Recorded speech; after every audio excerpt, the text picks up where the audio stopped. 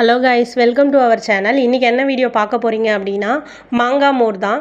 ஜில்லுன்னு இந்த வெயிலுக்கு ஏற்ற மாதிரி சூப்பராக ஒரு மாங்காய் மோர் சாப்பிட்டா எப்படி இருக்கும், வாங்க வீடியோக்குள்ளே போகலாம். மாங்காய் நம்ம மரத்துலேருந்தே பறிச்சாச்சு. பறித்த மாங்காவை நல்லா வாஷ் பண்ணிவிட்டு நம்ம மோருக்கு தேவையான அளவுக்கு கட் பண்ணிக்கலாம். நாங்கள் இன்றைக்கி 4 பேருக்கு தேவையான அளவு செய்கிறோம். 4 பேருக்கு தேவையான அளவு மாங்காவை குட்டி குட்டியாக கட் பண்ணி ஒரு மிக்சர் ஜாரில் ஆட் பண்ணிக்கலாம். இந்த மாதிரி மாங்காய் கொஞ்சம் எலசாக கட் பண்ணிங்கன்னா ரொம்ப நல்லாயிருக்கும். இந்த மாதிரி குட்டி குட்டியாக க்யூப்ஸாக கட் பண்ணிவிட்டு இதை மிக்சர் ஜாரில் போட்டுக்கோங்க.